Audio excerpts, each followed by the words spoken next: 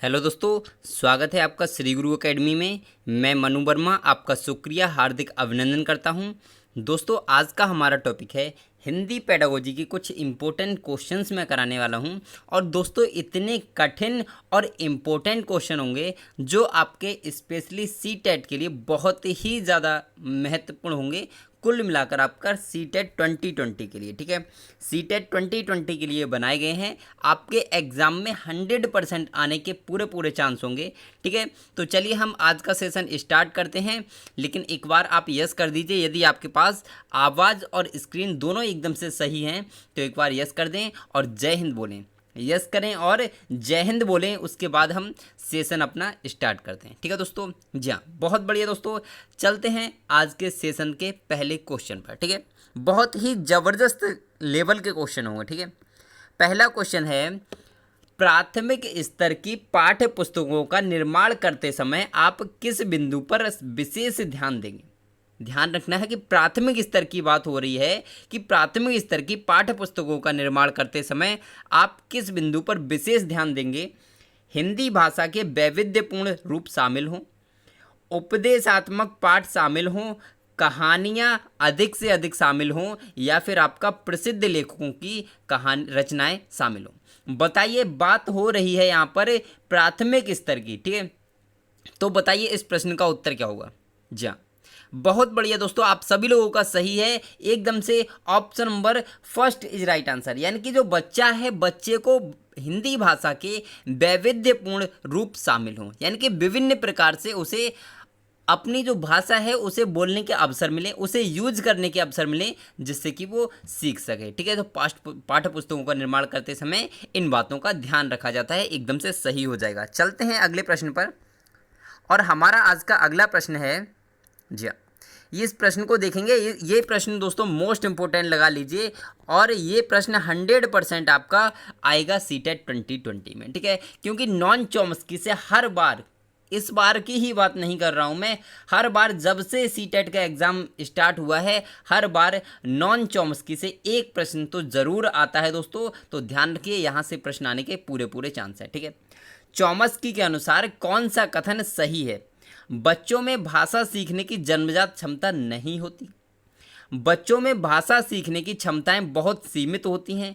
अगला है, बच्चों को व्याकरण सिखाना जरूरी है, और आपका ये वाला डी वाला ऑप्शन होगा कि बच्चों में भाषा सीखने की जन्मजात क्षमता होती है। बताइए इस प्रश्न का उत्तर क्या होगा। तो हालांकि आपने इस प्रश्न को पढ़ा होगा तो कर पाएंगे, और नहीं पढ़ा होगा तो नहीं कर पाएंगे। तो ध्यान रखिए, इस प्रश्न का जो उत्तर होगा कहीं ना कहीं आपका कौन सा हो सकता है। Option number B is right answer, ठीक है। हो सकता है क्या, तो ऑप्शन नंबर बी नहीं होगा दोस्तों, option number D is right answer. Non Chomsky कहते हैं कि बच्चों में भाषा सीखने की जो क्षमता होती है वो जन्मजात होती है, यानी कि option number D is right answer एकदम से करेक्ट हो जाएगा। चलते हैं हम अगले प्रश्न पर, ठीक है। हमारा अगला प्रश्न है दोस्तों, आज मैं आपके लिए 20 प्रश्न कराऊंगा जो आपके सी टेट 2020 के लिए बहुत महत्वपूर्ण होंगे। आप कितने प्रश्न कर पाते हैं, आपको लास्ट में कमेंट जरूर करना है कि आप कितने प्रश्न कर पाते हैं, ठीक है। और कोई भी भाई बहन झूठ नहीं बोलेगा, ध्यान रखना है, ठीक है। अगर आप झूठ बोलते तो अपने आप से चीटिंग करेंगे, मुझसे नहीं, अपने आप से चीटिंग करेंगे, ठीक है। पाठ के अंत में अभ्यास और गतिविधियों का उद्देश्य नहीं है दोस्तों, ये आपको बताना है। भाषा का विस्तार करना, सृजनात्मकता का विकास करना, बच्चों को अभिव्यक्ति के अवसर प्रदान करना, प्रश्नों के उत्तर सरलता से याद करवाना। तो बताइए इस प्रश्न का उत्तर क्या हो सकता है कि पाठ के अंत में अभ्यास और गतिविधियों के उद्देश्य नहीं है दोस्तों, यह आपको बताना है। जी हाँ, बताइए। भाषा का विस्तार करना बिल्कुल सही है दोस्तों, पाठ के अंत में होना चाहिए। जो अभ्यास है और गतिविधि है उसमें भाषा का विस्तार करना, ये उद्देश्य होना चाहिए, बिल्कुल सही है। सृजनात्मकता का विकास भी करवाने वाले प्रश्न होने चाहिए, एकदम सही है। बच्चों को अभिव्यक्ति के अवसर प्रदान करना एकदम से करेक्ट है दोस्तों, लेकिन प्रश्नों के उत्तर सरलता से याद करना यानी कि रट्टा मार प्रणाली नहीं है दोस्तों, तो ये आपका गलत हो जाएगा। और इसमें पूछा है नहीं, तो यही आपका राइट आंसर हो जाएगा। चलते हैं दोस्तों नेक्स्ट प्रश्न पर, और हमारा नेक्स्ट प्रश्न है, जी हाँ, बहुत बढ़िया दोस्तों, जय हिंद, वंदे मातरम। दोस्तों यहाँ पर बात करते हैं अगले प्रश्न की। पठन पाठन के अंत में ऐसे अभ्यास एवं गतिविधियाँ हों जो सरल भाषा वाले हों, बच्चों को स्वयं कुछ करने और सीखने का अवसर प्रदान करें। अगला है केवल पाठ से ही संबंधित हों, और नेक्स्ट है पाठ पर बिल्कुल आधारित ना हो। तो बताइए दोस्तों, इस प्रश्न का उत्तर क्या हो सकता है कि पठन पाठन के अंत में ऐसे अभ्यास एवं गतिविधियां हों। जी हाँ, किस प्रकार के होने चाहिए बताएं दोस्तों, इस प्रश्न का उत्तर क्या हो सकता है। ठीक है, तो सरल भाषा वाले हों। क्या हमेशा एकदम से जो लैंग्वेज है वो पठन पाठन के अंत में जो अभ्यास होना चाहिए उसकी लैंग्वेज एकदम सिंपल होनी चाहिए क्या? बताइए। देखिए, सिंपल होनी चाहिए, मैं मानता हूँ, ठीक है, लेकिन हम और भी ऑप्शन देख सकते हैं पहले। ठीक है, बच्चों को स्वयं कुछ करने और सीखने का अवसर प्रदान करे। बिल्कुल दोस्तों सही है। ठीक है, ये वाला भी सही है, दोनों सही हैं।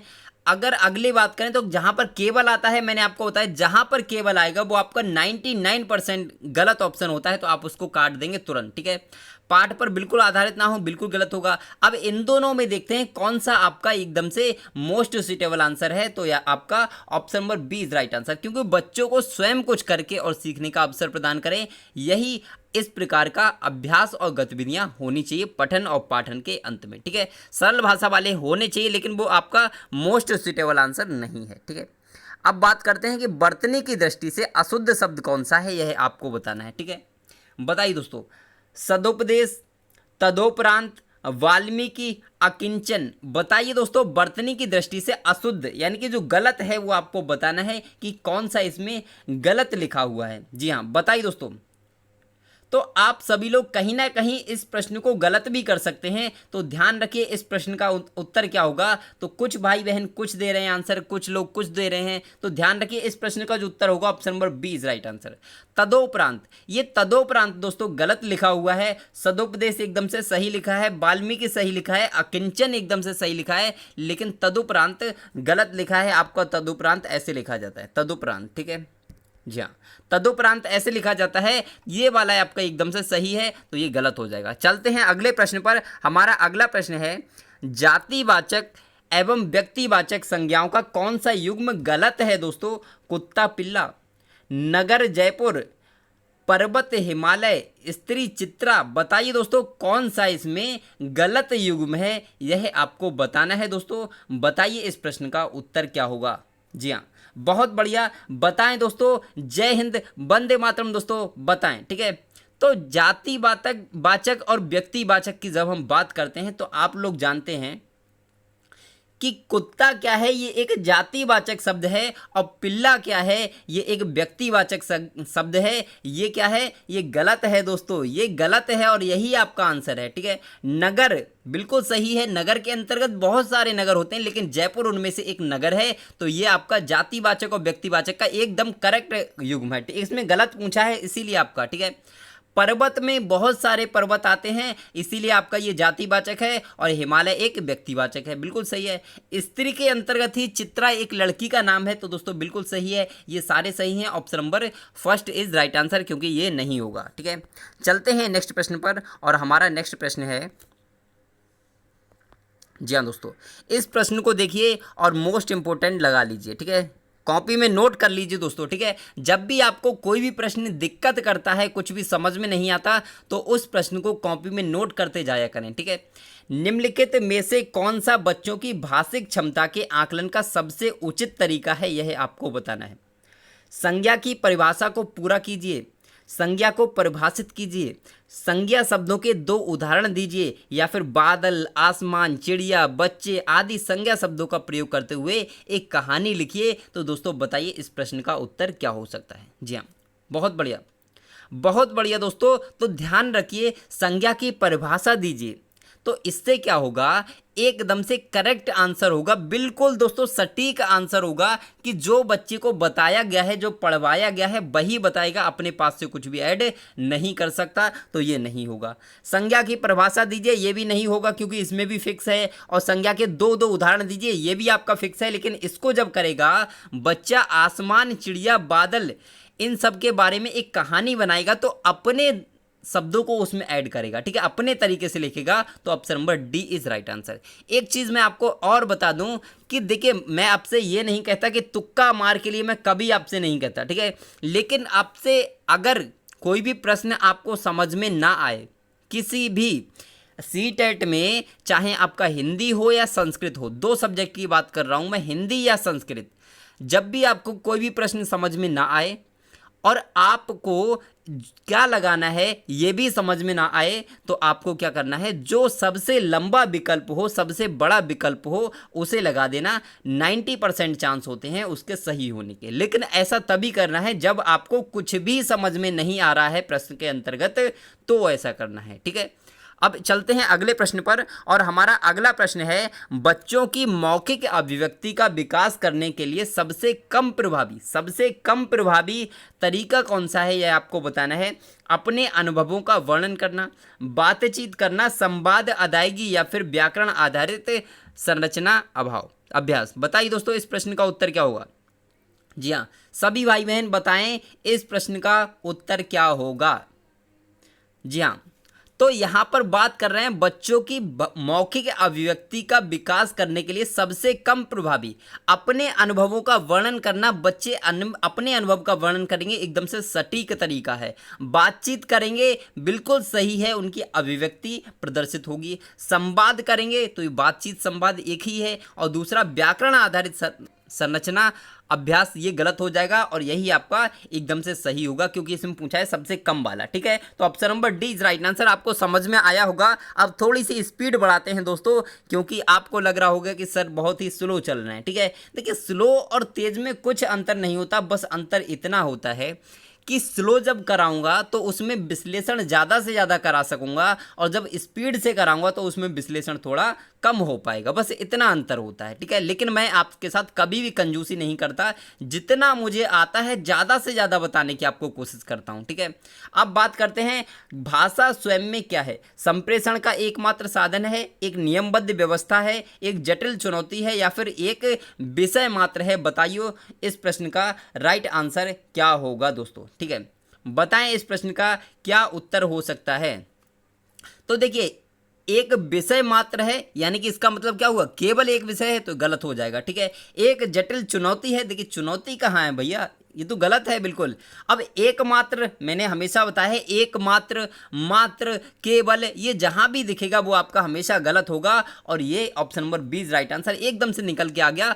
तो चलते हैं अगले प्रश्न पर। हमारा अगला प्रश्न है, भाषा का प्रयोग। भाषा का प्रयोग केवल पाठ्य पुस्तक में होता है, केवल मुद्रित सामग्री में होता है, जीवन के विभिन्न संदर्भों में होता है, या फिर केवल परीक्षा में होता है। तो बताएं इस प्रश्न का उत्तर क्या हो सकता है कि भाषा का प्रयोग किस प्रकार से होता है। जी हाँ, बताएं दोस्तों। तो बिल्कुल सही, अगर मैं बात करता हूं, देखिए केवल, केवल, केवल, काट दीजिए दोस्तों, बिना देखे आंख बंद करके काट दीजिए। जहां पर आपको केवल दिखता है 99% गलत होता है, तुरंत काट दें, आपका तुरंत निकल के आ जाएगा option number C is right answer, ठीक है। जीवन के विभिन्न संदर्भों में प्रयोग होता है। ये जो ट्रिक मैं आपको बता रहा हूं, और बीच बीच में बहुत सारी ट्रिक्स बताता रहता हूं, तो उनको फॉलो जरूर करिए दोस्तों, ठीक है। आपको बहुत सारी मदद मिलेगी उनसे। बच्चों की मौखिक भाषा का सतत आकलन करने का सबसे बेहतर तरीका क्या है, यह आपको बताना है। शब्द पढ़वाना, प्रश्नों के उत्तर पूछना, विभिन्न संदर्भों में बातचीत करना, या फिर सुने हुए को दोहराने के लिए कहना। बताएं कि बच्चों की मौखिक भाषा का सतत आकलन क्या करना है, सतत आकलन करने का सबसे अच्छा तरीका बताना है। जी हाँ, बताइए दोस्तों, बताएं दोस्तों इस प्रश्न का उत्तर क्या होगा। तो शब्द पढ़वाना, शब्द पढ़वाने से आकलन कर सकते हैं, लेकिन आपका सतत आकलन नहीं है, बहुत ही तुच्छ प्रकार का आकलन होगा शब्द पढ़वाने से। प्रश्नों के उत्तर पूछने से बिल्कुल गलत दोस्तों, थोड़ा सा ही आकलन हो सकता है, ध्यान रखिए, लेकिन सतत आकलन नहीं होगा। सतत का मतलब होता है कंटिन्यू आकलन, ठीक है। विभिन्न संदर्भों में बातचीत करना, जब हम अलग अलग टॉपिक पर बच्चे से बात करेंगे तो कई प्रकार से उसका आकलन कर सकते हैं, और यही आपका सतत आकलन का एकदम से दोस्तों करेक्ट राइट आंसर होगा, ठीक है। Option number C right answer, C for Chennai. चलते हैं दोस्तों नेक्स्ट क्वेश्चन पर। हमारा नेक्स्ट क्वेश्चन है, जी हाँ, इस प्रश्न को देखिए, भाषा में सतत और व्यापक आकलन का उद्देश्य क्या है, यह आपको बताना है। बर्तनी की अशुद्धि के बिना लिखने की क्षमता का आकलन करना, भाषा के व्याकरण का आकलन करना, भाषा के मौखिक और लिखित रूपों के प्रयोग की क्षमता का आकलन करना, या फिर पढ़कर समझने की दक्षता का आकलन करना। बताइए भाषा में सतत और व्यापक आकलन का उद्देश्य क्या है, यह आपको बताना है। तो बताएं दोस्तों इस प्रश्न का उत्तर क्या होगा। जी हाँ, यह प्रश्न भी आपका पीछे वाला जो प्रश्न था उससे बिल्कुल रिलेट करता है। यदि आपने उसको देखा होगा तो आप इसको भी कर पाएंगे। ठीक है, तो ध्यान रखिए, बरतने की अशुद्धि के बिना लिखने की क्षमता का, ये गलत हो जाएगा दोस्तों। आप सभी लोग जानते हैं भाषा के व्याकरण का आकलन नहीं कर रहा है। बिल्कुल सही, option number C is right answer. भाषा के मौखिक और लिखित रूपों के प्रयोग की क्षमता का आकलन करना है, एकदम से option number C is right answer. ठीक है, चलते हैं अगले प्रश्न पर। और दोस्तों वीडियो अच्छी लग रही ना, अच्छी लग रही तो एक बार यस कर दें, यस कर दें और जय हिंद लिख दें। यदि आपको वीडियो अच्छी लग रही है तो जय हिंद लिखें, सभी भाई बहन जय हिंद जरूर लिखें। हम हिंदुस्तानी, हम हिंदुस्तानी, हम हिंदुस्तानी, जय हिंद। अब यहाँ पर बात करते हैं कक्षा 1 और 2 के शुरुआती समय में पढ़ने का प्रारंभ से हो और किसी के लिए हो। अब बताइए दोस्तों, किससे प्रारंभ होना चाहिए और किसके लिए होना चाहिए, बताएं दोस्तों, इस प्रश्न का उत्तर क्या हो सकता है। जी हाँ, तो ध्यान रखिए, कक्षा 1 और 2 के शुरुआती समय की बात की जा रही है। प्रश्न को बहुत ही बारीकी से पढ़िए क्योंकि यह प्रश्न आपका मोस्ट इंपोर्टेंट प्रश्न है और यह प्रश्न आपके आने की पूर्ण संभावना है दोस्तों। तो बताइए यह प्रश्न का आंसर क्या हो सकता है। जी हाँ, कई बार मैंने इस प्रश्न को कराया है, लेकिन इस बार भी मैंने इसको इसीलिए लिया है, क्योंकि यह प्रश्न आने की पूर्ण संभावना है दोस्तों। ठीक है, तो बताइए इस प्रश्न का क्या उत्तर होगा। जी हाँ, बहुत बढ़िया दोस्तों। तो यहाँ पर बात करते हैं कक्षा 1 और 2 के शुरुआती समय में पढ़ने का प्रारंभ अर्थ से होना चाहिए। किससे? अर्थ से होना चाहिए और किसी उद्देश्य के लिए होना चाहिए। ध्यान रखना है, एक निश्चित उद्देश्य होना चाहिए और प्रारंभ किससे होना चाहिए? अर्थ से होना चाहिए। ठीक है, ये भी आपको कंफ्यूज कर सकता है कि अक्षर ज्ञान से प्रारंभ नहीं होना चाहिए, उसका एक अर्थ होना चाहिए। ये वाला नहीं होगा दोस्तों, option number C is right answer होगा। ठीक है, कुछ लोग गलत ना करें दोस्तों। गलत हो गया कोई बात नहीं है, लेकिन एग्जाम टाइम में गलत ना हो दोस्तों, इसीलिए मैं आपको इतना विश्लेषण करके पढ़ाता हूँ। ठीक है, पढ़ाने के लिए कुछ नहीं है, मैं आपको अगर बात करूं तो आपके लिए 30 मिनट में कम से कम 60 क्वेश्चन करा सकता हूं। ठीक है, लेकिन उससे आपको बेनिफिट नहीं होगा ज़्यादा, क्योंकि वहां पे सिर्फ और सिर्फ आपको क्वेश्चंस मिलेंगे लेकिन आपको विश्लेषण नहीं मिलेगा। यदि मैं आपको एक क्वेश्चन कराता हूं, यहाँ पे एक के आपके 4 क्वेश्चन बन सकते हैं। ठीक है, यदि आप ध्यान से सुनते हैं तो।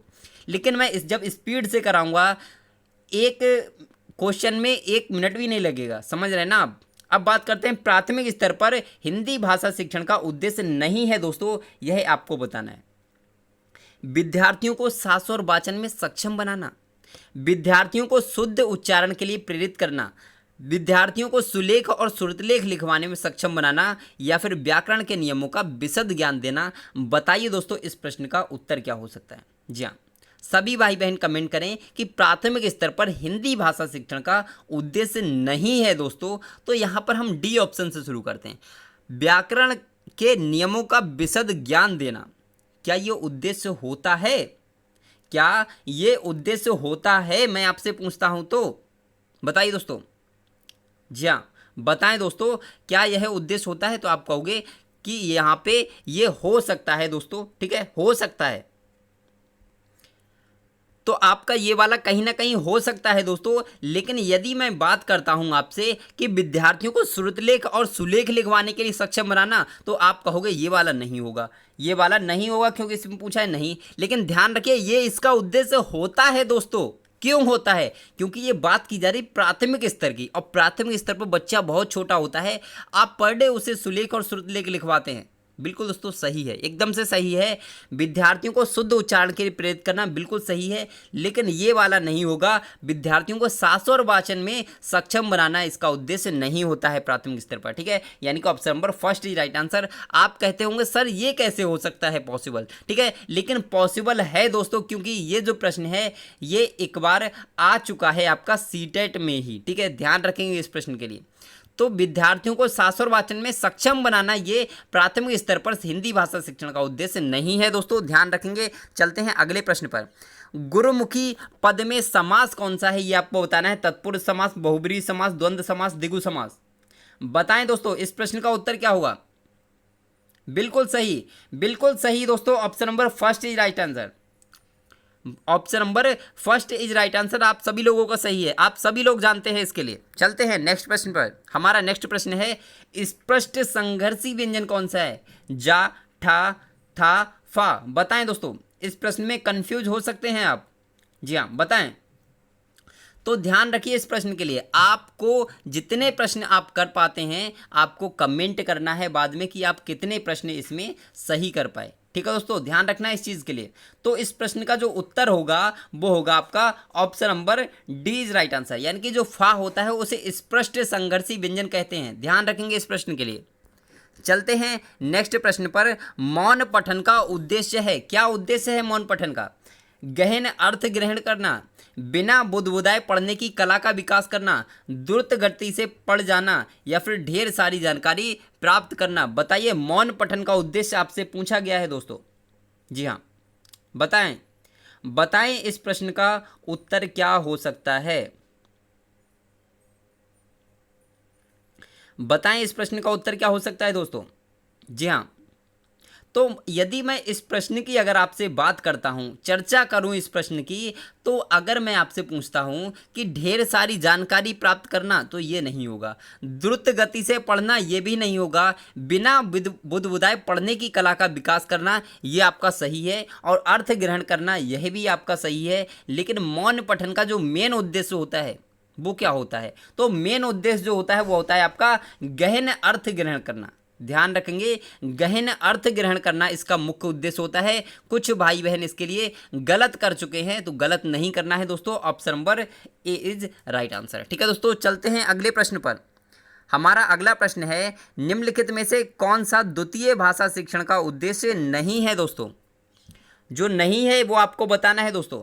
हिंदी के व्याकरणिक नियमों को कंठस्थ करना, दैनिक जीवन में हिंदी में समझने तथा बोलने की क्षमता का विकास करना, बोलने की क्षमता के अनुरूप लिखने की क्षमता का विकास करना, या फिर विभिन्न क्षेत्रों स्थितियों में हिंदी की विभिन्न प्रयुक्तियों को समझने की योग्यता का विकास करना। बताइए दोस्तों, इस प्रश्न का उत्तर क्या हो सकता है? जी हाँ, बताएं दोस्तों, निम्नलिखित में से कौन सा द्वितीय भाषा शिक्षण का उद्देश्य नहीं है? तो यदि मैं आपसे बात करूं कि हिंदी के व्याकरणिक नियमों को कंठस्थ करना, तो ये आपका एकदम से दोस्तों गलत हो जाएगा। आप ध्यान रखिए, गलत हो जाएगा और यही आपका राइट आंसर हो जाएगा। क्योंकि कभी भी आपसे ये नहीं कहा जाता कि व्याकरणिक नियम को कंठस्थ करना है, याद करना है, रटना है। ऐसा कभी भी आपसे प्राथमिक स्तर पर नहीं कहा जाता। यही आपका एकदम से गलत हो जाएगा और यही आपका एकदम से राइट आंसर होगा। क्यों इसमें नहीं पूछा गया है दोस्तों? ध्यान रखना है, जब भी आपको नहीं दिखेगा आप उसको मार्क कर लेंगे पहले से ही। ठीक है, अब बात करते हैं अगले प्रश्न की।